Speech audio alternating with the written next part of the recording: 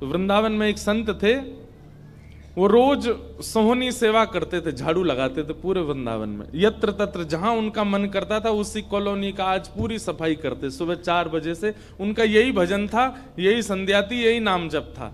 सोहनी लेते और लेकर के बुहारते पूरे मार्ग को, और हमारी आपकी तरह नहीं जोर जोर से, नहीं, धीमे धीमे। उनके मन में यह भाव था कि वृंदावन श्री प्रिया प्रियतम का ही स्वरूप है, इनके प्रति मैं रोष नहीं करूंगा, धीमे धीमे। और जब बुहारते थे तो अपने नेत्रों से ध्यान पूर्वक ब्रज की रज को देखते थे, कहीं कोई चिन्ह दिख जाए, कहीं किशोरी जी के चरण रज दिख जाए, कहीं ठाकुर जी के चरण दिख जाए।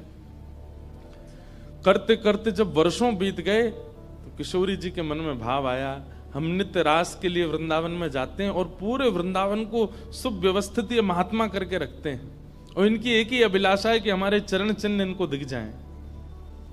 एक दिन किशोरी जी ने उनको अपने चरण चिन्ह का दर्शन कराया। वो चरण चिन्ह देख करके उनके मन में विश्वास हो गया कि हे श्यामा जो चरण चिन्ह है, इसका मतलब चरण भी है, और चरण है तो मतलब आप भी हो। जब चरण चिन्ह तक ले ही आई हो तो आप अपने दर्शन भी करा दो।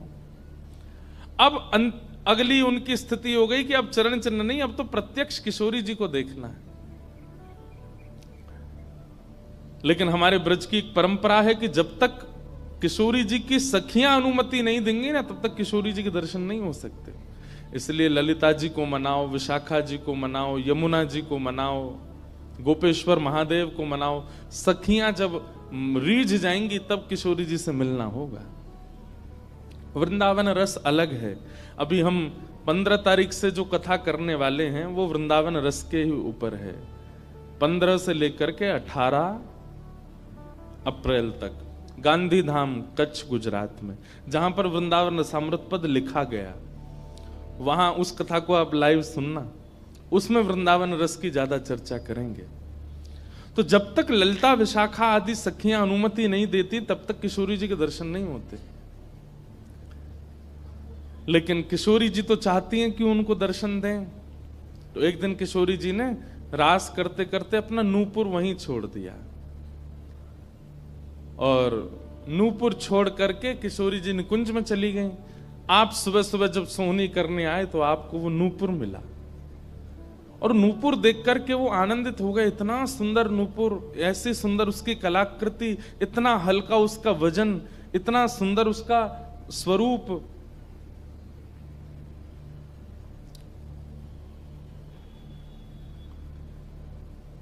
आपके मन में भाव आया कि कोई बड़े घर की लाली होगी, उसका रह गया होगा, मैं रख लेता हूं, कभी कोई मिलेगा मांगने आएगा कि भाई हमारा नूपुर दो तो मैं दे दूंगा। आपने वो नूपुर अपने पास रख लिया। नूपुर से दर्शन किशोरी जी ने कईयों को कराए। इसलिए वृंदावन में जब चला कीजिए ना, बहुत ध्यान पूर्वक देखते हुए पृथ्वी को चला कीजिए, क्या पता क्या मिल जाए।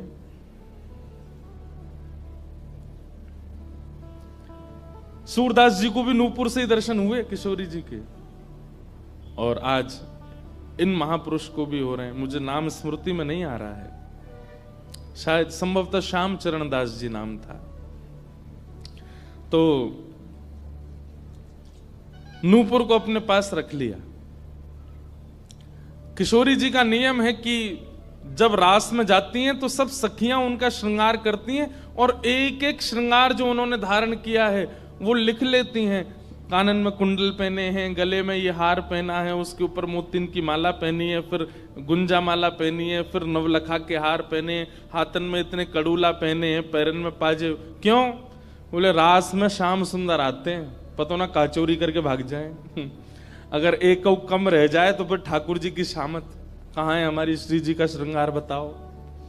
इसलिए सब सखियां जो हैं किशोरी जी के सिर से लेकर नख तक एक एक श्रृंगार को लिख लेती हैं पहले, रास में भेजने से पहले, और फिर रास में आने के बाद, रास से आने के बाद फिर सब सखियां एक एक श्रृंगार एक बोलेगी, हाँ भाई कानन में ये कुंडल हैं, सिर पर ऐसा सुंदर वो है, गले में ऐसी माला है, हाथन में कड़ूला, पामन में ये 2 पाजेब हैं, सब गिनती करो, और एक एक करके उतारती जाती सखियां। आज किशोरी जी के चरणों का एक नूपुर नहीं है। शाखा आदि बोली, हे श्यामाजू आपका एक नूपुर कहां गया?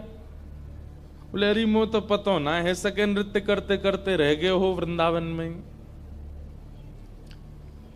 ललिता विशाखा बोली स्वर्ग के इंद्र के हाथी के दांतों से बना हुआ नूपुर है, वो सामान्य नूपुर नहीं है।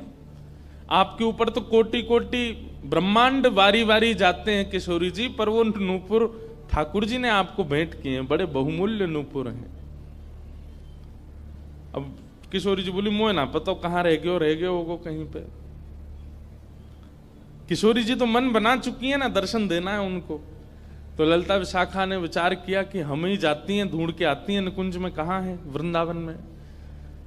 बोले अपने रूप में तो नहीं जाएंगी, तो एक वृद्धा का रूप धारण किया, एक वृद्ध मैया का रूप धारण करके ललिता विशाखा गई और वृंदावन में ढूंढने लगी नूपुर कहाँ है।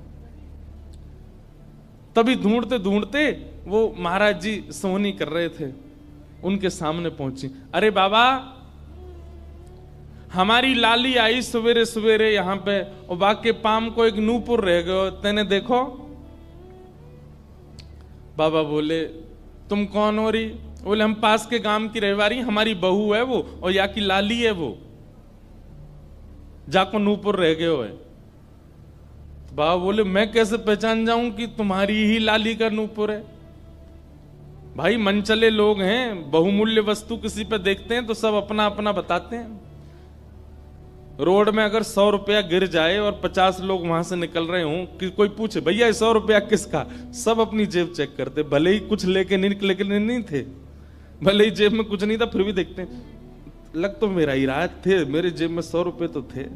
सब अपना बताते हैं बहुमूल्य वस्तु को। तो मैं कैसे मानूं कि तुम्हारा नूपुर है? अरे बाबा हम कह रहे हैं तुम थे। बोले कहवे को अभी मैंने तो नूपुर, मैं तो असमंजस में पड़ जाऊंगा कि मैंने गलत आदमी दे दियो।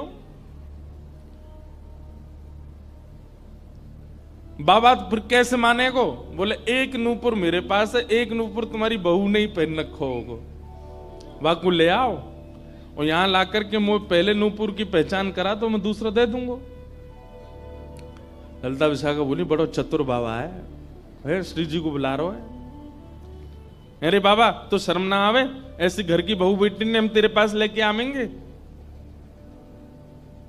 बाबा बोले तो फिर चले जाओ, तुम पे भैया खूब धन धान्य, दूसरा नूपुर बनवा लियो, जे मुंह पे ही रहने दो। ललिता विशाखा बड़ी चिंता में लौट करके आई तो किशोरी जी बोली क्या बात है, आप इतनी चिंतित क्यों? बोले एक बाबा है, बाने आपको नूपुर धल लियो, यूं कह रहा है कि पहले जिनके पास एक नूपुर है उनको लेके आओ तब दूसरा दूंगा। तो श्री जी बोली इसमें क्या देर है, फिर ले चलो, चलते हैं ना।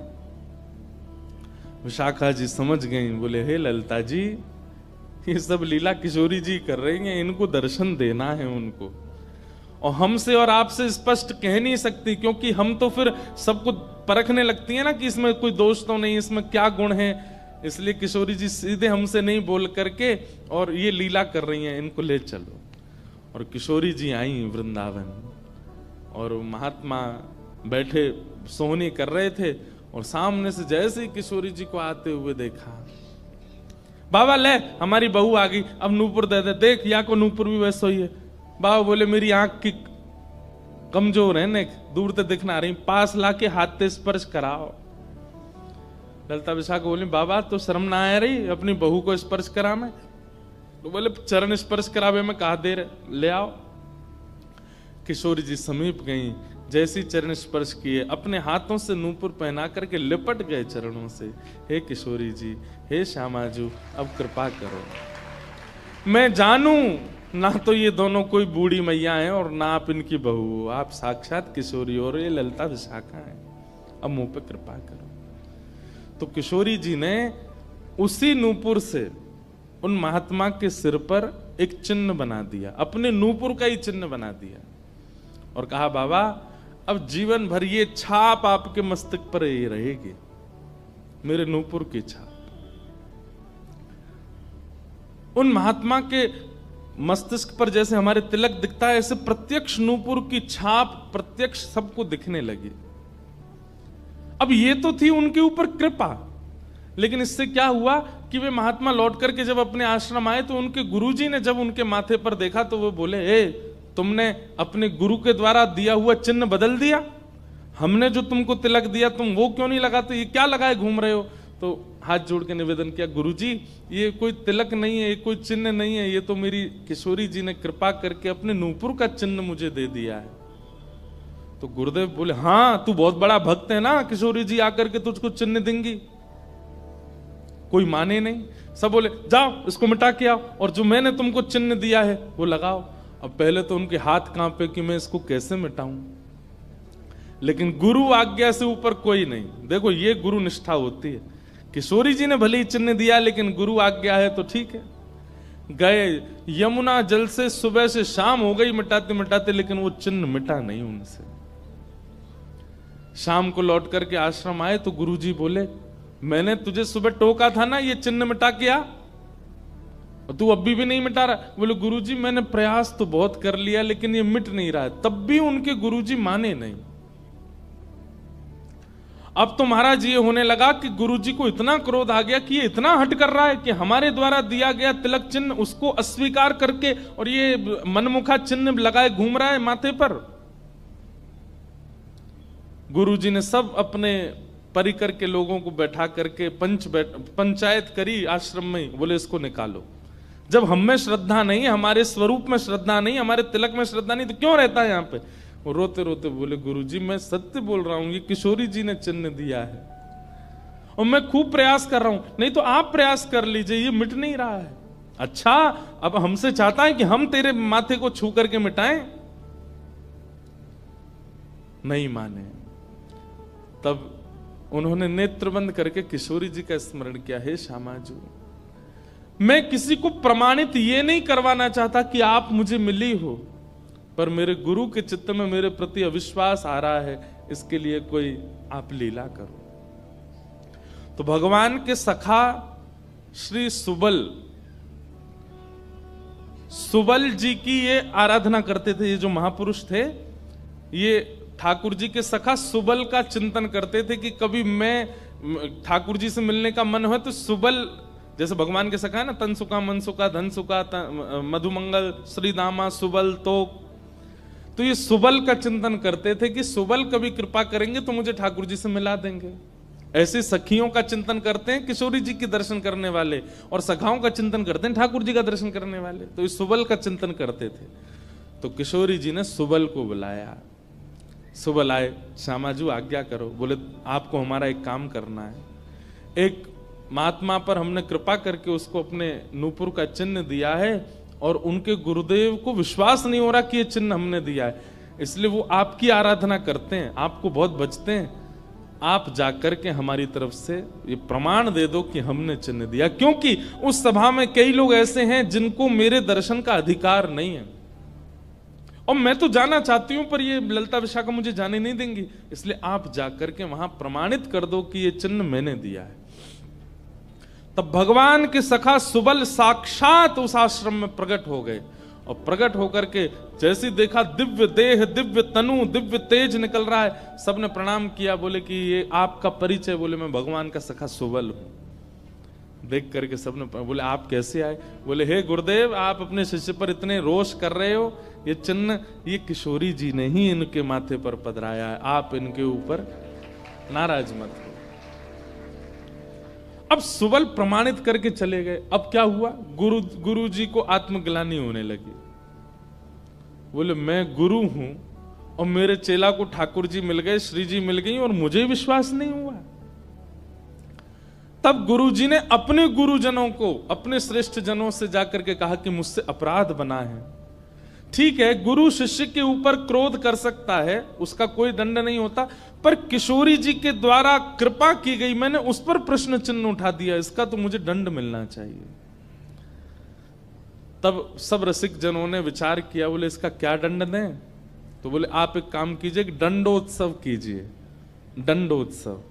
बोले दंडोत्सव में क्या करना है। बोले आज तक जितनी तुम्हारे पास जमा पूंजी है सब संतों की, भक्तों की सेवा में लगा करके और आनंद से सुंदर भंडारा करो, सुंदर नाम संकीर्तन करो, सुंदर अपने घर पर एक उत्सव रखो और उसमें जितने महापुरुष आए सबको दंडवत प्रणाम करते करते सबसे क्षमा मांगो और फिर जब सब तुम्हारा धन संपत्ति अब तक जितनी कमाई वो सब संतों की सेवा में लग जाए, फिर उन संतों से कृपा प्रसादी मांगो कि आप सब मुझे क्षमा कर दो। इस प्रकार से दंडोत्सव करो। तो जिन्होंने ये भाव कहा है उनको ये दंडोत्सव करना है। दंडोत्सव मतलब अब पूरे जीवन की जमा पूंजी तो खर्च नहीं कर पाओगे, पर हां पिछले 3-4 साल में जो जमा कर रखा है प्रयास करो उससे। पंढरपुर में वारी जाती हैं, हमें भैया बता रहे थे अपने जो जिनके साथ हम घूम रहे थे कल, कि यहाँ वारी जाती है, यहीं से जाती है श्री पंडरीनाथ भगवान की वारी में इतने सारे वैष्णव जाते हैं, उनकी सेवा में लगा दो। वृंदावन जाके कुछ लगाया हो, पंढरपुर में लगा दो, गोवर्धन में लगा दो, और सुंदर अपने घर पर एक ठाकुर जी का उत्सव करके किसी श्रेष्ठ को वृंदावन से बुला करके उनका सुंदर संकीर्तन करवाओ, कथा करवाओ, 2-3 दिन का ही कोई उत्सव रखो। इस प्रकार से अपनी वो जमा पूंजी संत वैष्णवों की सेवा में खर्च करके भंडारा करा के जितनों से मिलो सबसे क्षमा मांगो। वारी निकलती है आषाढ़ी एकादशी पर, इतने सारे वैष्णव जाते हैं पंढरपुर दर्शन करने, मार्ग पे खड़े होकर सबको शरबत पिलाओ और जो जो शरबत पिए उससे क्षमा मांगो, मुझे क्षमा कर दो, मुझसे अपराध बना है, मैंने कंठी पहनने के बाद भी मांस का सेवन किया, मैंने मद्य का सेवन किया, मैंने ऐसा किया, ये क्षमा मांगो। असंख्य भक्त एक साथ जब आपको क्षमा करेंगे तब आपका ये अपराध पूर्ण होगा। इसी को कहते हैं दंडोत्सव। तो फिर कथा पूरी करें। वो महाराज जी को सब लोगों ने कहा तुम दंडोत्सव करो, तो उन्होंने कहा ठीक है, मैं अगले 7 दिन के लिए दंडोत्सव करूंगा। ब्रज में जितने भी संत आवेंगे ब्रज की सीमा पर खड़े होकर के सबको माला पहना करके सबको सत्कार के साथ लाया जाए। आश्रम में उनकी रहने की सुंदर व्यवस्था, प्रसाद की व्यवस्था, और नाम संकीर्तन अखंड चले 24 घंटा 7 दिन तक, और खूब भंडारा चले, और जितने महापुरुष आए सबसे क्षमा मांगनी। तो जब ये दंडोत्सव का बात हुई तो गुरु जी ने दंडोत्सव लिया, और चेला बेचारे जिनको किशोरी जी ने चिन्ह दिया था वो मन में सोचने लगे ये क्या हो रहा है, मेरे कारण मेरे गुरुजी को दंडोत्सव करना पड़ रहा है। तो उन्होंने अपने गुरुदेव के सामने प्रणाम करते हुए अपनी झोली फैला के कहा गुरुजी मुझे एक भिक्षा दे दो। तो क्या चाहिए? बोले जो दंडोत्सव आप करना चाह रहे हैं वो मुझे करने दीजिए, आप विराजिए, आपकी जगह मैं करूंगा, मैं शिष्य हूं आपका। तो बोले नहीं नहीं, अपराध हमने किया तो तुम क्यों करोगे? बोले गुरुजी बस यही कृपा चाहिए। तब बड़े संतों ने मिलकर के सबने कहा कि भाई देखो शिष्य कर सकता है, अगर इनकी इच्छा है तो ये करने दो। तो फिर गुरुजी का दंडोत्सव उन्होंने ही किया जिनको चिन्ह किशोरी जी ने प्रदान किया था, दंडोत्सव मनाया। इस प्रकार भैया जिनसे ये अपराध बन जाता है ना, कभी कंठी माला पहनने के बाद अपराध बन जाता है, किसी वैष्णव के प्रति कुभाव बन जाता है, किसी तीर्थ में जाकर के कोई पाप बन जाता है, उनको ये सब दंडोत्सव करने चाहिए। अपनी कोई पैसा खर्च कराने के लिए नहीं कह रहे हम, लेकिन हाँ जितना हो सके वैष्णवों की सेवा करके, अब चाहे वो धन लगा के करनी पड़े, चाहे तन से करनी पड़े, चाहे मन से करनी पड़े। पर लोग बड़े कंजूस हैं आजकल। बोले कि महाराज जी आपने मन से सेवा भी तो कही है, कोल्हापुर में बैठे बैठे आंख बंद करके यहीं संतों की सेवा कर देंगे, इनके पाम पूछ दिए, 5000 रुपये हमने दक्षिणा में दे दिए, ले हो, खर्च भी नहीं हुए, मन से सेवा भी हो गई। तो इसलिए दंडोत्सव करो। फिर क्या है,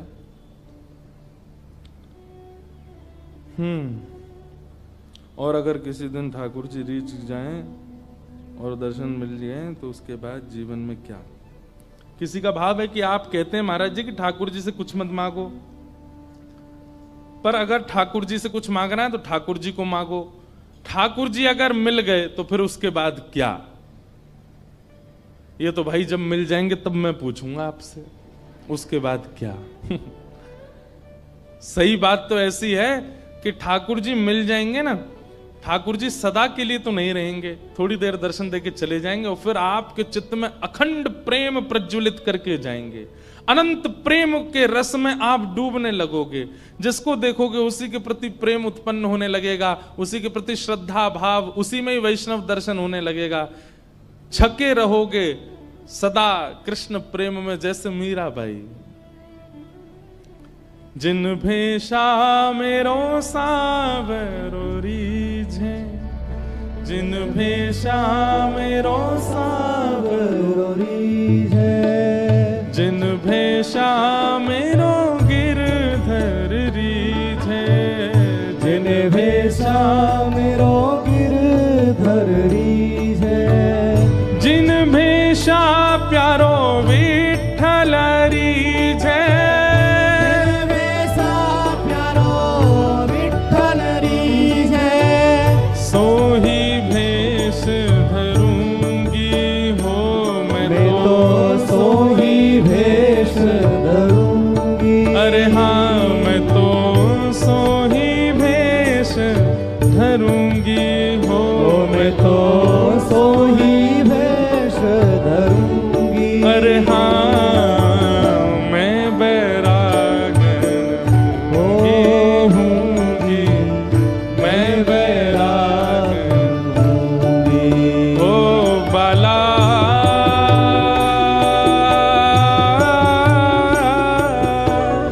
मैं बैरागन होऊंगी, मैं बैरागन होऊंगी, मैं बैरागन होऊंगी। ओ प्राण हमारा वहाँ बसत है, प्राण हमारा वहाँ बसत है, प्राण हमारा वहाँ बसत है, प्राण हमारा वहाँ बसत है। ओ यहाँ तो खाली खो, यहाँ तो खाली खो, हाँ यहाँ तो खाली खो, यहाँ तो खाली खो।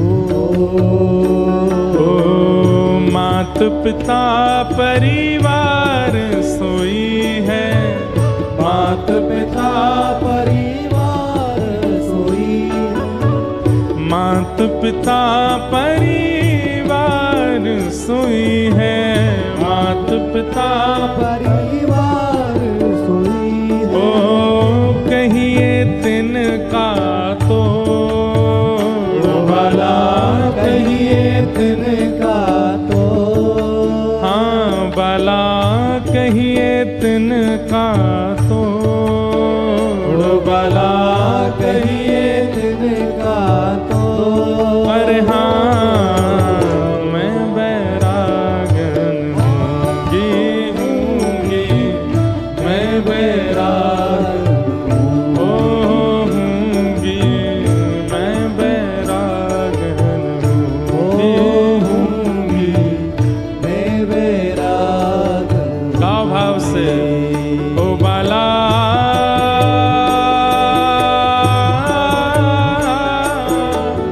मैं बैरागन होऊंगी, मैं बैरागन होऊंगी, मैं बैरागन होऊंगी, मैं बैरागन होऊंगी, मैं बैरागन होऊंगी, मैं बैरागन होऊंगी, मैं बैरागन होऊंगी। ऐसे प्रेम में छक जाएंगे। जैसे किसी प्यासे को पानी पिला दिया जाता है तो क्या उसको दोबारा प्यास नहीं लगती? लगती है। ठीक वैसे ही ठाकुर जी एक बार शीतलता दे देते हैं दर्शन देके, और उसके बाद जब जाते हैं तो फिर से वही स्थिति और दुगनी हो जाती है, मिलन की उत्कंठा और ज्यादा व्याकुल कर देती है। कथा यहां 4 दिन पहले शुरू हुई थी, उससे पहले 1-1.5 साल से कितने लोग प्रतीक्षा कर रहे थे, कब होगी कथा, कब होगी कथा, कब भक्त चरित्र सुनेंगे, कब गिरधर लाल जी आएंगे। अब आज जा रहे हैं तो इसका मतलब क्या है, आज आप परिपूर्ण हो गए? नहीं। अगर आपको पता चले 2 महीना बाद फिर कथा होने वाली है तो आप तो झूम उठोगे, नाच उठोगे। तो ठाकुर जी का मिलन परिपूर्णता नहीं कर देता। इसका मतलब यह नहीं है कि आपका अब इच्छा नहीं होगी, बल्कि पहले से और तीव्र इच्छा प्रकट हो जाएगी। ठाकुर जी मिल जाएंगे तो और रोना आएगा, क्यों कि अब जाना नहीं आप, लेकिन ठाकुर जी तो जाएंगे। और जब ठाकुर जी जाएंगे तो फिर वही विरह वेदना जो सूक्ष्म थी अब वो प्रगाढ़ हो जाएगी। अब और मिलन की इच्छा होगी, और दर्शन की इच्छा होगी। श्याम घन कब बरसे गो आए, श्याम घन कब बरसे गो आए, कब यह हृदय संताप मिटेगो, कब यह हृदय संताप मिटेगो, श्याम घन कब बरसेगो आए, श्याम घन कब बरसेगो आए। हमारे नामदेव जी तुकाराम जी तो नित्य दर्शन करते थे श्री पंडरीनाथ भगवान का। क्या उनको नित्य दर्शन से इच्छा खत्म हो गई उनकी? नहीं, और प्रगाढ़ हो गई। बंधु यही तो देखो, ठाकुर जी में और संसार में अंतर क्या है। संसार की वस्तु जितनी मिलेगी उतनी उसके प्रति आपकी इच्छा कम होती चली जाएगी, और ठाकुर जी जितने मिलेंगे उतनी ज्यादा और प्रगाढ़ होती चली जाएगी, उतनी ज्यादा और व्याकुल होते चले जाओगे। पानी की प्रत्येक घूंट प्यास को कम करती है, पर ठाकुर जी का प्रेम का प्रत्येक घूंट, प्रत्येक बिंदु प्रेम को और बढ़ाता है, प्रेम को और। इसीलिए 10 प्रकार के नाम अपराध हैं। वैष्णवों के 10 अपराध बताए गए हैं। उसमें एक अपराध पता है क्या है? आज जितने प्रिय ठाकुर जी लगते हैं, कल यदि उतने उससे ज्यादा प्रिय नहीं लग रहे हैं तो ये अपराध है। आप कोई अपराध कर रहे हो। विट्ठल कल कितने अच्छे लगते थे, आज भी उतने ही लग रहे हैं तो ये भी अपराध है। अरे कल से ज्यादा अच्छे लगने चाहिए आज, और आज जितने अच्छे लगे कल उससे भी ज्यादा लगने चाहिए। और अगर प्रतिदिन ठाकुर जी उतने ज्यादा अच्छे नहीं लग रहे हैं, एक से ही लग रहे हैं, तो आप कहीं तो अपराध कर रहे हो, आपसे कोई तो अपराध हो रहा है। अरे कहां तक कहें, हमारे ब्रज में तो कहते हैं, लाला हम जितनी बार पलक झपक के दोबारा खोले ना, तो पलक झपक हुए थे पहले जैसे है वैसे और ज्यादा प्यारे पलक झपक हुए के बाद दिखने लगो। मतलब जितनी बार पलक झपकी जाती है उतना उतना प्रेम बढ़ता रहता है। प्रेम कोई हंसी मजाक है, प्रेम कोई ऐसे ही गली मोहल्ला का कोई लैला मजनू का खेल थोड़ा ही है। प्रेम अद्भुत है। हम लोग अभी उस प्रेम की अवस्था में गए ही नहीं है। इसलिए जिनका ये प्रश्न है, समझ में आ गई हो बात तो समझ जाना। फिर किसी का तो बहुत ही बड़ा पत्र है, कितनी माता जी ने दिया है। अब उन्होंने क्या लिखा है वो तो मैं पढ़ नहीं पाया हूं, उनको प्रणाम है। तो उन्होंने ऐसा लिखा है कि उनकी लाली कोई आई है, वो चित्र बना के लाई है तो ले लेना। मैंने कहा ठीक है।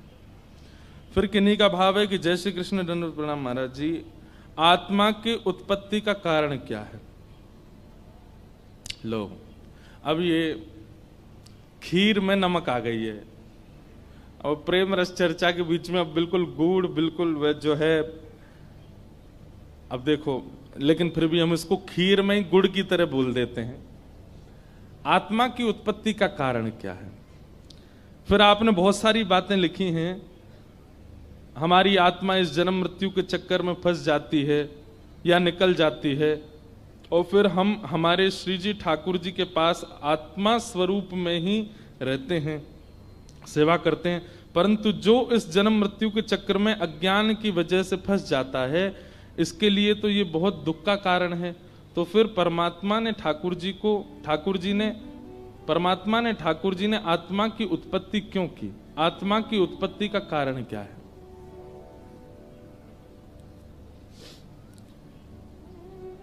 ऐसे समझो, अपने किसी प्रिय को, प्रिय यदि पास रहता है ना, तो उसके अंदर प्रेम का वर्धन नहीं हो पाता। जो बहुत सामीप्य में रहता है उसके अंदर प्रेम का वर्धन नहीं हो पाता, उसके अंदर प्रेम और ज्यादा प्रगाढ़ नहीं हो पाता। आपको रसगुल्ला बहुत अच्छा लगता है, क्यों? क्योंकि आप कभी कभी खाते हो, पर जो हलवाई रसगुल्ला बनाता है ना, उसकी इच्छा नहीं होती। क्यों? वो 24 घंटा रसगुल्ला के पास ही रहता है, गुलाब जामुन के पास ही रहता है। आप कभी हलवाई को भोजन करते हुए देखो, आप खाओगे तो एक एक सब्जी का स्वाद लोगे, पर हलवाई जब भोजन करता है ना, तो वो ऐसे ही खा लेता है, एक ही सब्जी में दाल भी डाल देगा, वो भी डाल देगा, ऐसे ही थोड़ा पालेगा। क्यों? वो इतना सामीप्य में चला जाता है कि उसको ज्यादा रस आस्वादन की इच्छा नहीं होती। मछली पानी में रहती है, उसको पानी नित्य प्राप्त होता है।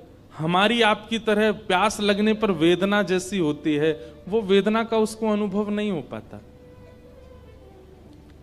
इसीलिए ठाकुर जी क्या करते हैं, कुछ दिन के लिए हम आप सब लोगों को इस संसार के भौतिकवाद में भेज देते हैं, ताकि संसार के क्रियाकलापों में रह करके, संसार की माया में रह करके कभी हमारा विरह, हमारा प्रेम प्रकट हो, और व्याकुलता, प्रतिकूलता में जो व्याकुलता हो, उस व्याकुलता से प्रेम और निखर जाए, और एक दिन ठाकुर जी की प्राप्ति के लिए हम लोग व्याकुल होने लग जाएं। इसलिए ठाकुर जी ने हमको खुद से भिन्न करके पृथ्वी पर भेजा। और टास्क क्या है? वो टास्क यही है कि संसार में रहते हुए अपने आप को मुक्त करो यहां से, जबकि ये संसार हमेशा खींचने वाला है, यहां पर मुक्ति का कोई साधन नहीं है।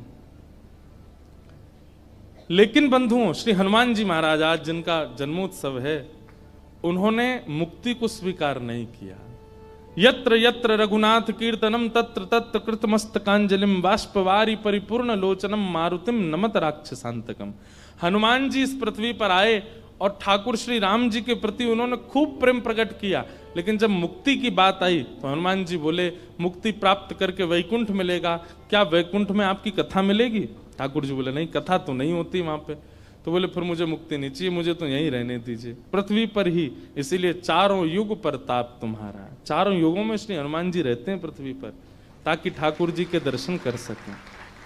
तो आपने जो ये प्रश्न किया कि भगवान ने आत्मा को उत्पन्न क्यों किया, ताकि आत्मा एक दिन पुनः परमात्मा में विलीन हो। अब एक बात सुनो, नदी का, लाओ विराजमान कर दो, ले नाम लेते ही आ गए, अनंत बलवंत श्री हनुमान जी महाराज की, वहां विराजित कर दो। ऐसे विराजू कहीं जेव नहीं कूद पड़े ऊपर ते रण में कूद पड़े हनुमंता। वैसे हमारी पूरी कथा हनुमान जी सुनते हैं, दिखाएं?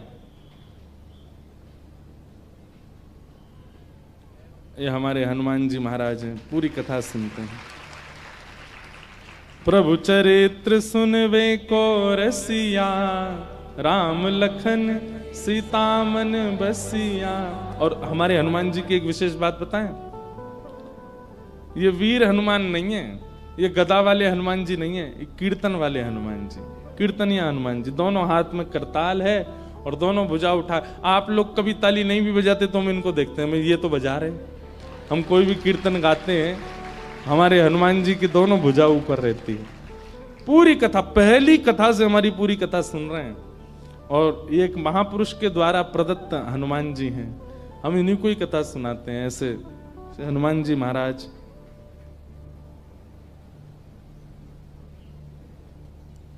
तो हम क्या निवेदन कर रहे थे? हनुमान जी, हाँ, तो नदी का मूल स्रोत क्या है बताओ? नदी का मूल उद्गम किससे होता है? समुद्र से।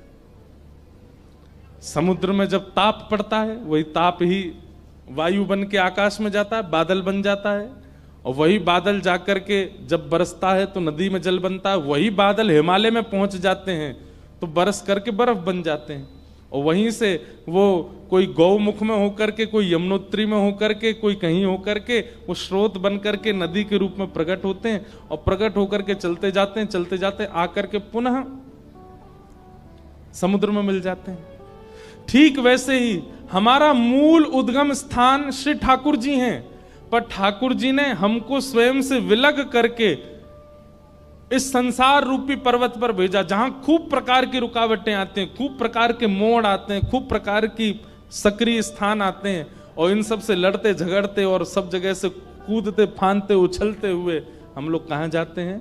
पुनः उन्हीं में ही मिलने के लिए जाते हैं, उन्हीं से ही मिलन के लिए हम लोग जाते हैं। तो आत्मा का प्रादुर्भाव परमात्मा में मिलने के लिए ही हुआ है। और एक बात बताएं आपको, किसी ने अगला प्रश्न किया, उसका उत्तर मैं यहीं दे दे रहा हूं। उसने कहा कि महाराज जी 4 दिन से कथा सुन के यूं लग रहा है भगवान की पूजा करें कि भक्तों की पूजा करें। भक्तों की बात सुनकर के लग रहा है कि भगवान से अच्छे तो भक्त हैं। हम आपको निवेदन कर दें, समुद्र का जल खारा होता है, ठाकुर जी से जब भक्त मिल जाता है ना तो उसका प्रेम घट जाता है थोड़ा, वो मिल गए अब तो। लेकिन वही जब बादल बनकर के एक नदी के रूप में परिवर्तित होता है तो मीठा हो जाता है। मतलब जब वह परमात्मा अंश को आत्मा बना करके भेजती है तब वो बड़ा पवित्र होता है। उसका आचमन, उसका स्मरण, उसका स्नान सबको पवित्र कर देता है। इसलिए ठाकुर जी को कभी कभी हमारा दर्शन करने की इच्छा होती है, इसलिए हमको खुद से दूर करके सामने बैठाते हैं। भैया बगल में बैठने वाले का सहज दर्शन नहीं होता, ऐसे देखोगे भी तो इतना ही दिखेगा। कई बार बगल में बैठने वाले को देखना होता है तो उससे कहते हैं सामने बैठो हमारे, तब तुमको देखें। तो ठाकुर जी को हमारा दर्शन करना होता है, हमको देखना होता है, हमको देख करके प्रसन्न होना होता है, इसलिए हमको आत्मा बना करके ठाकुर जी पृथ्वी पर भेज देते हैं। संग रहते हैं तो ठाकुर जी की इतनी दृष्टि नहीं पड़ पाती, पर जब हम पृथ्वी पर आते हैं, अपने कर्मों में उलझते हैं, फिर यहाँ भक्ति भाव से कैसे कैसे निकलने का प्रयास करते हैं, ठाकुर जी हमको देखते रहते हैं। इसलिए ठाकुर जी आत्मा का निर्माण करते हैं। तो अनेक भाव थे। फिर उनका एक प्रश्न था कि महाराज जी भगवान को भजें कि भक्तों को? हमने एक बात पहले दिन ही स्पष्ट कर दी थी, हरि रीझेंगे तो वैकुंठ मिलेगा, पर हरिजन रीझ जाएंगे तो हरि ही दे देंगे आपको, हरि मिल जाएंगे। ठाकुर जी को भजना कोई बड़ी बात नहीं है। ठाकुर जी की पूजा करना, आराधना करना, सेवा करना कोई बड़ी बात नहीं है, सब करते हैं दुनिया में। रावण भी करता था शंकर जी की। हरिजनों की सेवा करना ये बड़ी बात है, हरिजनों का सत्कार करना, हरिजनों को प्रणाम करना ये बड़ी बात है। इसलिए ठाकुर जी को प्रणाम करो। और हम तो एक बात कहें, हरिजनों में ही हरि को देख करके प्रणाम कर लिया करो। भैया हरि सेवा तो सबसे बन जाती है, पर हरिजन सेवा नहीं बन पाती है। इस प्रकार ये सब प्रश्न थे, सबको हम प्रणाम करते हैं। फिर देखो एक प्रश्न और किया है, भगवान से अगर पत्नी मांगनी हो तो कैसी प्रकार की मांगे? ये तो भैया जिनके ब्याह हो चुके हो उनसे मांगो। लेकिन हम भागवत जी के वक्ता हैं तो भागवत जी का प्रमाण दे देते हैं। तथा सचाहम परिवोडु काम समान शीलाम ग्रह में दधेनुम। श्री पंडरीनाथ भगवान के पास जाना शुरू कर दीजिए, हर एकादशी पर जाया कीजिए, और 1 वर्ष की संपूर्ण एकादशियों पर व्रत करके पंडरीनाथ भगवान के पास जाना। ये भाई लोगों के लिए बता रहे हैं जिनके ब्याह नहीं हुए हैं। और हर एकादशी पर व्रत रख के पंडरीनाथ भगवान को प्रणाम करना, और वर्ष की अंतिम एकादशी पर पंडरीनाथ भगवान से जोली फैला करके कहना, हे नाथ, मैं आपसे जितना प्रेम करता हूं, मैं आपसे जितना दुलार करता हूं, मैं आपके प्रति जितना प्रेम भाव अपने चित्त में रखता हूं, मुझसे भी दुगना प्रेम रखने वाली एक कन्या इस एकादशी व्रत के फल स्वरूप मुझको पत्नी रूप में दे दीजिए। आपसे भी अधिक ठाकुर जी से प्रेम करने वाली गृहिणी प्राप्त हो, ये ठाकुर जी से मांगो। श्रीमद् भागवत में मांगा है, इसीलिए तो हमने श्लोक बताया। कर्दम ऋषि ने भगवान से प्रार्थना की थी, हे नाथ, मैं आपसे जितना प्रेम करता हूं मुझसे भी दुगना प्रेम करने वाली पत्नी मुझको प्राप्त हो, ऐसी कृपा करो। तब कर्दम ऋषि का विवाह देवहूति के साथ हुआ। तो भगवान ने फिर पता क्या कहा, तुम हमसे प्रेम करते हो, तुम्हारी पत्नी दुगना प्रेम करती है, तुम दोनों के प्रेम के फलस्वरूप तुम्हारा पुत्र बन के मैं ही आऊंगा। और कर्दम ऋषि और देवभूति माता के यहां भगवान कपिल बन करके आए। इसलिए भैया जितने भाई लोग बैठे हैं, कर दो शुरू एकादशी, और बहनें भी जिनके ब्याह नहीं हुए हैं। लेकिन यो नहीं कि मन में पहले ही सोच रखो बातें करनो ब्याह में, और ठाकुर जी से जाके हे पंडरीनाथ हम कोल्हापुर में रहते हैं और जो हमको प्रिय हैं वो सोलापुर में रहते हैं। सोलापुर दूर है यहाँ से, हैं? हमको तो पता ही नहीं है कहाँ। आप कृपा कर दो, हम इसी के लिए एकादशी कर रहे। ऐसा नहीं, ठाकुर जी को चुनने दो। आप क्यों चुन रहे हो? ठाकुर जी आप चुन के दो, जो हमारे लिए उचित हो आप ढूंढ के लाओ, ऐसा मांगो।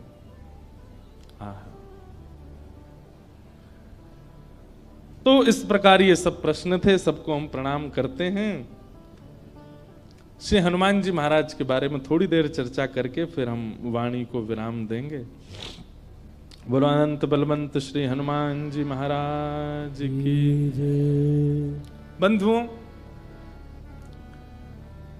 शंकर जी का परम भक्त है रावण, लेकिन उसी रावण के दुष्टता पर एक दिन शंकर जी बड़े चिंतित हो गए और शंकर जी ने मन में विचार किया कि भाई ये हमारा भक्त है, हम चाहते तो ऐसा है कि हमारी तीसरा नेत्र खुले और जल के भस्म हो जाए, पर गुरु को चाहिए अपने शिष्य को दंड तो दे लेकिन मृत्यु दंड ना दे।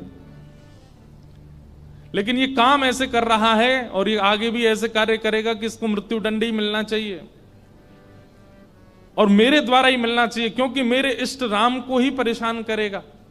तो क्या करें? तो शंकर जी का संकल्प हुआ कि इसके वध में कारण मैं बनूं। तब शंकर जी के मन में आया कि हम 11वें रुद्र श्री हनुमान के रूप में जाएंगे और हम ही कारणभूत बनेंगे इसके वध का।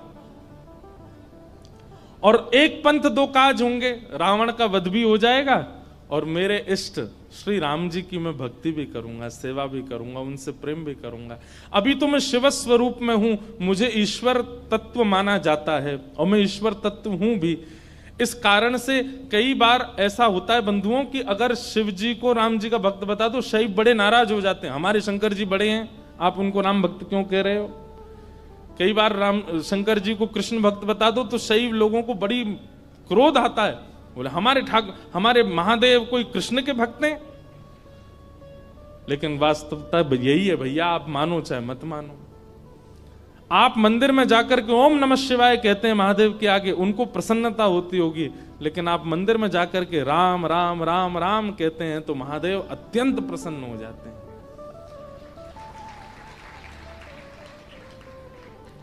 सहस्त्र नाम तत्तुल्यम राम नाम वरानने। हजारों बार कोई राम नाम कहता है तब राम नाम को सुनने के लिए महादेव स्वयं प्रकट हो जाते हैं।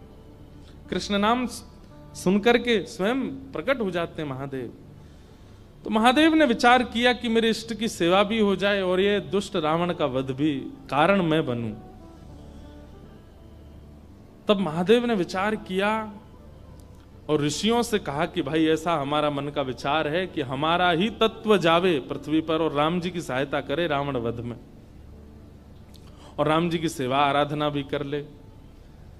तब ऋषियों ने कहा महाराज इस धराधाम पर पृथ्वी पर आपके तेज को धारण करने की सामर्थ्य किसी स्त्री में नहीं है, कौन धारण करेगा। तब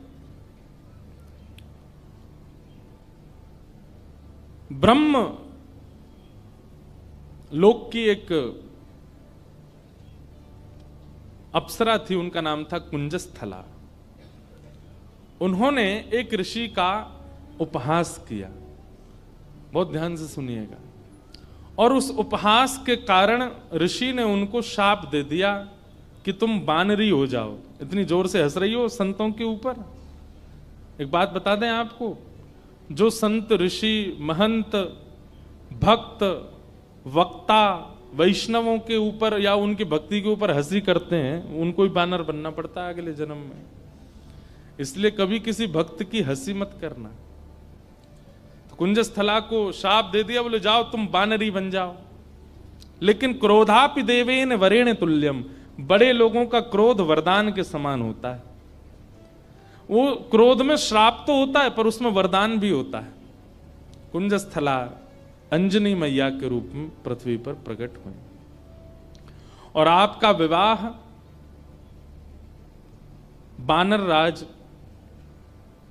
केसरी जी के साथ में हुआ। पर केसरी जी को भी शाप लगा हुआ था, ऋषियों ने श्राप दे रखा था कि आपकी कोई संतान नहीं होगी। कैसे संभव हो? और तभी महादेव ने मन बनाया कि भाई हमारा अंश स्वरूप पृथ्वी पर आवे। तो महादेव की नित्य आराधना करती थी अंजनी मैया।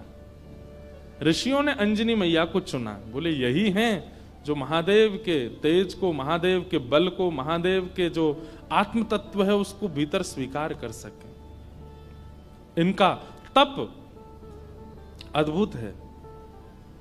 और क्यों ना हो, विवाह के उपरांत भी ब्रह्मचारिणी थी अंजनी मैया। बहुत ध्यान से सुनिएगा। एक दिन पर्वत पर बैठ करके अंजनी मैया महादेव की उपासना कर रही थी, तभी उनको स्पर्श का अनुभव हुआ। तुरंत अंजनी मैया ने नेत्र खोल करके कहा मैं शाप दे दूंगी, कौन है, मेरा स्पर्श करने की हिम्मत किसने की? तभी पवन देव प्रकट हो गए और पवन देव ने कहा कि मां मुझे क्षमा करें, पर मेरा स्पर्श का अधिकार सबको है, मैं सबको स्पर्श कर सकता हूं, मेरा स्पर्श अपवित्र नहीं होता। इस पृथ्वी पर चींटी से लेकर के हाथी तक कोई भी नहीं है जो मेरे स्पर्श से वंचित रहता हो, इसलिए आप बिल्कुल मुझे शापित मत कीजिए, मेरा स्पर्श करने का अधिकार तो सबको है। अंजनी मैया बोली तो फिर मेरा विशेष स्पर्श क्यों किया आपने? तब उन्होंने पूरी बात बताई। बोले कि मां, महादेव की इच्छा है कि उनका तत्व प्रकट हो। मोहिनी रूप को देख करके महादेव इतने प्रसन्न हो गए कि प्रेमाश्रु के साथ उनका समस्त बल पृथ्वी पर झरने लगा, जिसके रूप में पृथ्वी पर विविध रत्न प्रकट हो गए, हीरे, सोने, चांदी, ये सब महादेव के प्रेमाश्रु से प्रकट हुए हैं। और उन्हीं प्रेमाश्रुओं को कई ऋषियों ने अपने अपने प्रेम पुटों में धारण किया। उन्हीं में से एक बिंदु मुझे प्राप्त हुआ और मुझे ऋषियों की आज्ञा हुई कि मैं आपके अंदर उसको व्यवस्थित कर दूं, ताकि महादेव का जो 11वां रुद्र स्वरूप है वो आपसे प्रकट हो। इसलिए मैंने आपके स्पर्श करके आपके करणपुट से महादेव का वह योग बल आपके भीतर व्यवस्थित किया है। अब आप जल्दी ही एक दिव्य भक्त, दिव्य बलवंत और दिव्य श्रेष्ठ बालक को जन्म देंगे। कितने पिताजी हनुमान जी के? पवन पुत्र, शंकर सुमन और केसरी नंदन। पवन देव के वे पुत्र हैं। हनुमान जी के शंकर, अब यहां पर ऋषियों का, संतों का शंकर स्वयं केसरी नंदन, शंकर स्वयं ही आए हैं और शंकर सुवन यानी कि उनके पुत्र हैं। किसी का भाव ऐसा भी है कि भाई स्वयं शंकर जी के पुत्र कैसे हो सकते हैं, स्वयं शंकर जी आए तो इसलिए शंकर स्वयं केसरी नंदन। अब जो भी बात हो, इसका विवाद तो बड़े लोग ही करते रहे, हम तो बालक हैं, हम तो जैसा मिले गाते रहेंगे, आनंद करें सब। 3 पिताजी हैं।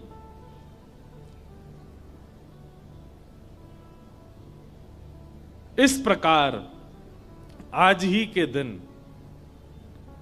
अंजनी मैया के दिव्य कोख से दिव्य तेज प्रकट हुआ और पृथ्वी पर प्रकट हुए इस पृथ्वी के रक्षक, भक्तों के रक्षक, दानवों का दलन करने वाले प्रभु श्री राम के अनन्य भक्त पवन पुत्र श्री हनुमान जी महाराज की जय हो, जय हो, जय हो। श्री हनुमान जी का प्रादुर्भाव हुआ, तीनों लोकों में डुमडुमियां बजने लगी, देवता सब आनंदित हो गए, सब सुरक्षित अनुभव करने लगे। क्यों?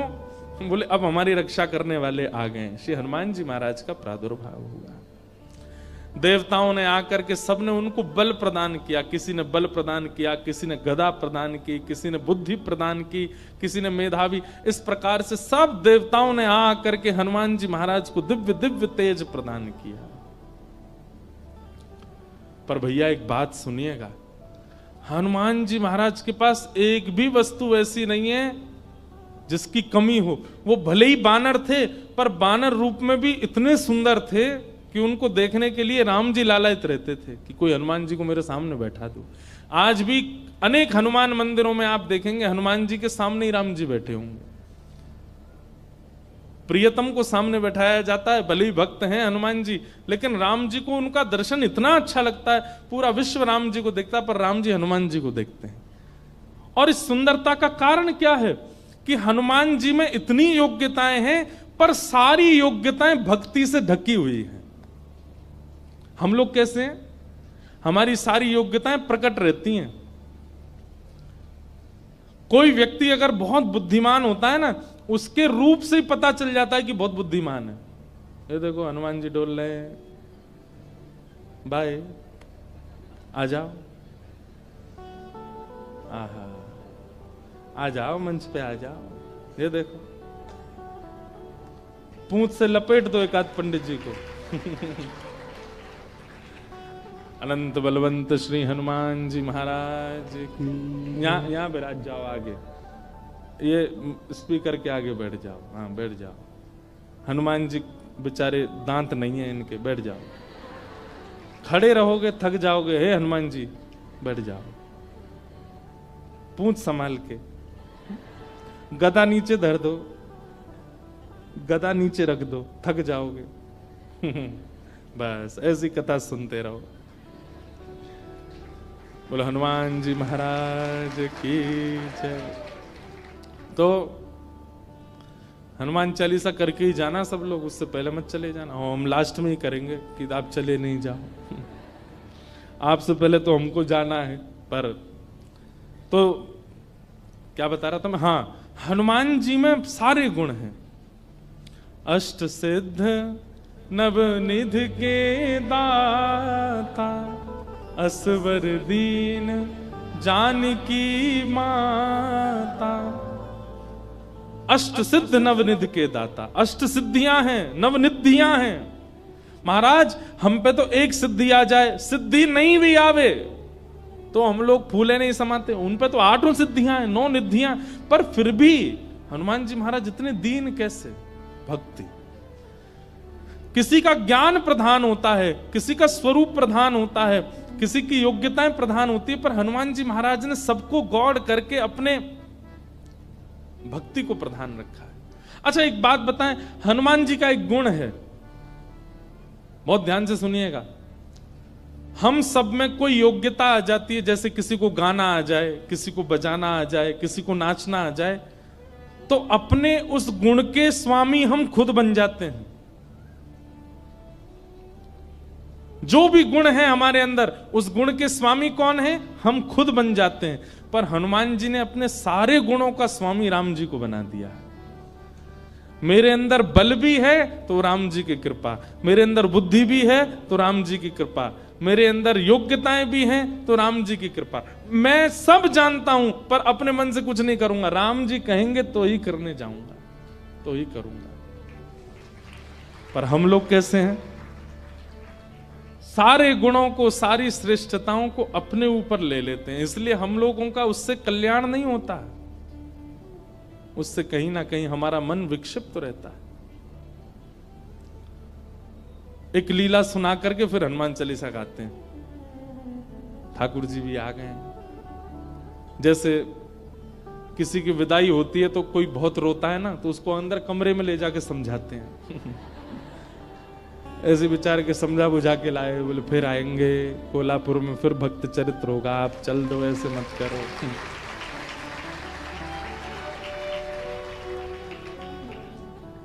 विरह बहुत ज्यादा है भैया, ने ऐसे लिटा के बैठे हो, इन्हें बोल दो कहीं फिर से कूद पड़े ऊपर से। तो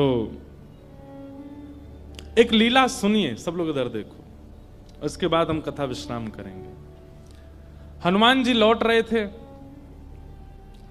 लंका से पुष्पक विमान में राम जी के साथ बैठे थे। तो राम जी जगह जगह दिखाते जा रहे थे जानकी जी को, पता है आपको यहाँ पे हमने ऐसा किया था, यहाँ पे हमारी बलि को हमने बाली को हमने बाण मारा था, इधर बैठ करके हम सब बानरों के साथ में हमने मीटिंग करी थी, यहाँ पर ये हुआ था। सारे स्थान दिखाते हुए जा रहे थे राम जी। तभी एक स्थान आया, उसको देख करके हनुमान जी के नेत्र सजल हो गए। राम जी बोले, हनुमान जी आप क्यों रो रहे हैं? हनुमान जी बोले, अब जो नीचे स्थान है ना, ये मेरी जन्मभूमि है, यहाँ मेरा जन्म हुआ है और मैं अपनी मैया अंजनी मैया से बहुत वर्षों से मिला नहीं हूं। मुझे सीता जी में ही अपनी माँ दिखती हैं, पर क्योंकि जन्म स्थान के ऊपर से जा रहे हैं तो मुझे याद आ गई माँ की।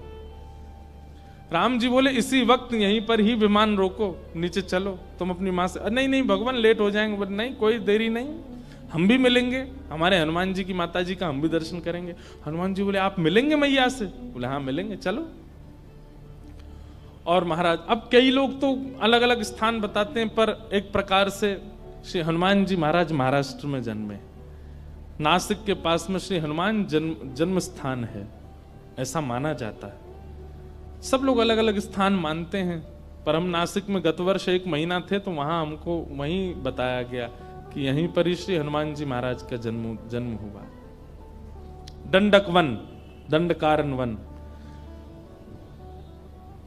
और लगता भी है वहां स्थान पर, ऐसा प्रतीत भी होता है कि हनुमान जी यहीं जन्मे होंगे। तो वहां पहुंचे और सीता जी राम जी सब लोग गए तो देखा एक पर्वत के ऊपर नेत्र बंद करके बैठी अंजनी मैया। नेत्र खोल करके जैसे ही देखा तो सामने राम जी, जानकी जी, लक्ष्मण जी, सब बानरों की सेना और श्री हनुमान जी महाराज आ रहे हैं। अंजनी मैया के नेत्र सजल हो गए, दंडवत प्रणाम किया। बोले वाह, ऐसा पुत्र पूरे विश्व की मैयाओं को मिले जो साक्षात भगवान को लेकर के आवे। हनुमान जी को हृदय से लगा करके मैया बड़ी प्रसन्न हो गई। अरे मेरे लाल, अरे मेरे सुत, खूब पुचकारने लगी। वो प्रेम देख करके सबके नेत्र सजल हो गए। कितना प्रेम कर, हनुमान जी इतने बलवान हैं लेकिन मैया को देख करके बालवत हो गए, छोटे से लाला बन गए। जैसे एक लाला अपनी माँ के वक्ष पर ऐसे सिर रगड़ता है और माँ के गोद में बैठ जाता है, माँ के ऊपर चढ़ जाता है, ऐसे हनुमान जी चढ़ गए अपनी मैया के ऊपर। और ये श्री अंजनी मैया एक बालवत जैसे लाला को प्रेम करती हैं, ऐसे हनुमान जी को हृदय से लगा के खूब पुचकार रही हैं। हनुमान जी के नेत्र सजल हो गए, राम जी के नेत्र सजल हो गए देख करके अंजनी मैया के इस प्रेम को। अब मैया बोली, लाला चल अब उतरो, देखो ठाकुर जी आए, कुछ सामग्री बनाऊं, कुछ पधराऊं इनको। सामग्री सिद्ध की अंजनी मैया ने, राम जी को अपने हाथ से भोजन पवाया। हनुमान जी आज इतने प्रसन्न हैं कि मेरी जन्मभूमि पर राम जी आए हैं। देखो हनुमान जी का एक गुण देखा आपने, हनुमान जी ने जिद नहीं की राम जी से कि मेरे घर चलो, राम जी खुद गए। यही होना चाहिए एक भक्त का स्वरूप, अपने गुरु से, अपने आचार्य की, उनकी इच्छा है जहां वहां चलो, अपनी इच्छा से नहीं। अंजनी मैया ने प्रसाद आदि के बाद पूछा, कैसा रहा आपकी लंका में जो युद्ध, उसकी चर्चा तो बहुत सुनी, पर आप लोग खुद अपने मुख से बताइए कि वहां कैसा क्या रहा। हनुमान जी महाराज बोले, मैं बताऊंगा, पूरे लंका कांड तो मैं ही सुनाऊंगा। सुंदर कांड से सुनाना शुरू किया हनुमान जी ने। बोले ऐसे ऐसे भगवान ने कहा पता करके आओ, और मैया मैं उड़ करके गया और जाकर के मैंने वहां पर फिर लंका जला दी, सीता जी से मिल के आए, फिर हम वापस आए, राम जी से आकर के हमने निवेदन किया, पूरी बानर सेना लेके फिर हमने सेतु बनाया, सेतु बना करके वहां गए, वहां पर लक्ष्मण भैया को शक्ति लग गई तो फिर मैं हिमालय पर जाके पर्वत लेके आया, अंजनी संजीवनी बूटी दी गई, आदि आदि पूरी कथा सुनाने लगे। सब तो प्रसन्न, लेकिन अंजनी मैया बिल्कुल प्रसन्न नहीं थी। सीता जी ने कहा, मां श्री हनुमान जी के इस ऐश्वर्य को सुनकर के आपको प्रसन्नता नहीं हुई? अंजनी मैया बोली, मुझे बिल्कुल प्रसन्नता नहीं है, बल्कि मुझे तो संशय हो रहा है हनुमान के ऊपर। बोले क्यों? बोले हनुमान के होते हुए भी राम जी को इतना परिश्रम क्यों करना पड़ा? ये मेरा पुत्र हनुमान है, इसकी परवरिश ऐसी हुई है, इसका लालन पालन ऐसा हुआ है कि ये अकेला चाहे तो अपने एक बाम पाद प्रहार से पूरी लंका को रसातल में भेज सकता था। इसके रहते हुए सेतु बनाना पड़ा, लक्ष्मण भैया को शक्ति लगी, वैद्य बुलाने पड़े, इतने दिन तक युद्ध होता रहा, अहि रावण की यहाँ ठाकुर जी को जाकर के रहना पड़ा और ना जाने क्या क्या। ये सब सुनकर के मेरा मन बहुत विचलित हो रहा है। मुझे लग रहा है कि हनुमान तुम्हारे रहते हुए राम जी को इतना श्रम करना क्यों पड़ा? अरे तुम्हारे लिए तो बाएं हाथ का खेल है, तुम जाकर के पूरी लंका का नष्ट करके रावण को रसातल में फेंक करके सीता जी को कंधे पे बैठा करके ले आते तुम। इतना श्रम करने की आवश्यकता ही नहीं थी, करना क्यों पड़ा? तो ये बात सुनकर के और तो किसी के मन में नहीं, पर लक्ष्मण जी के मन में थोड़ा सा आया कि मैया को कुछ ज्यादा ही बल का मान है कि बहुत ज्यादा बलवान है। अरे ठीक है, हनुमान जी हो गई लीला पूरी, अब इतना क्रोध क्यों कर रही है बेचारी उन पे? अंजनी मैया समझ गई, लक्ष्मण जी अभी समझ नहीं रहे कि मैं क्या कहना चाह रही हूं। तभी अंजनी मैया एक दूर पर्वत पर गई और वहां पर्वत पर जाकर के हनुमान जी को टकटकी लगा के देखने लगी। तो हनुमान जी को देखते देखते अंजनी मैया के चित्त में वात्सल्य उमड़ा और वही वात्सल्य उनके पयोधर से दुग्ध बन करके बहने लगा। एक बूंद दुग्ध की पयोधर से निकल करके जैसे ही उस पर्वत खंड पर गिरी, पर्वत बीच से विदीर्ण हो गया, ज्वालामुखी प्रकट हो गई, काले काले बादल आकाश में छा गए, पृथ्वी डामाडोल हो गई। लक्ष्मण लाल जी बोले ये क्या था? अंजनी मैया बोली ये अंजनी के पयोधर के दुग्ध के एक बिंदु का ये असर है। जिस बिंदु को पृथ्वी और ये पर्वत नहीं सहन कर पाते, उस बिंदु उस दुग्ध में पला बड़ा है हनुमान। उसको अपने गर्भ में धारण किया हनुमान ने।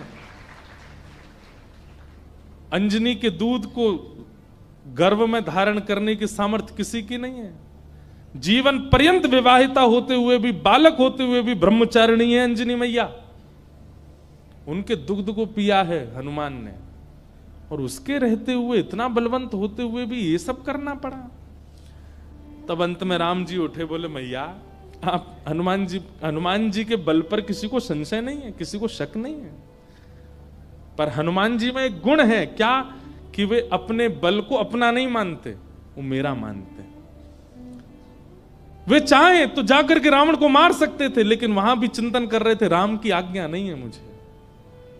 वे चाहते तो पूरी लंका को जला नहीं, रसातल में फेंक देते, उठा करके उखाड़ करके।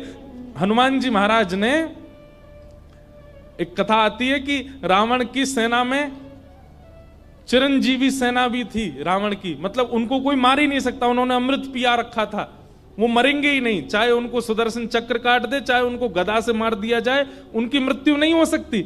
जब वे अजर अमर योद्धा लड़ने के लिए हनुमान जी से आए तो हनुमान जी बोले क्या करें, ये मरने वाले तो है नहीं। तो हनुमान जी ने अपनी पूंछ पर लपेट करके इतनी वेग से उनको आकाश के ऊपर भेजा कि जहां गुरुत्वाकर्षण, पृथ्वी का गुरुत्वाकर्षण होता है ना, कोई भी चीज ऊपर फेंको नीचे गिरती है, तो कुछ समय बाद गुरुत्वाकर्षण खत्म हो जाता है। हनुमान जी ने उन सबरे चिरंजीवी योद्धाओं को अपनी पूंछ में लपेट करके इतनी जोर से ऊपर फेंका कि गुरुत्वाकर्षण की सीमा से ऊपर चले गए। आज तक आकाश में ही घूम रहे हैं वे लोग, लौट के नहीं आ पाए पृथ्वी पर। तो श्री हनुमान जी महाराज के बल में किसी को संशय नहीं है, पर राम जी कहते हैं तब प्रताप रघुनाथ, वो अपने प्रत्येक बल को मेरा प्रताप मानते हैं। मेरी आज्ञा नहीं थी रावण को मारने की, मेरी आज्ञा नहीं थी लंका को रसातल में फेंकने की। अगर आज्ञा होती तो ये सब करने की आवश्यकता नहीं थी। अकेला हनुमान जाकर के सब क्रिया कर सकता था, लेकिन आप सौभाग्यशाली हैं मैया, आपका लाला इतना बलवंत, इतना बुद्धिवंत, इतना योग्य होते हुए भी मेरे अधीन रहता है, अपने योग्यता को नहीं मानता।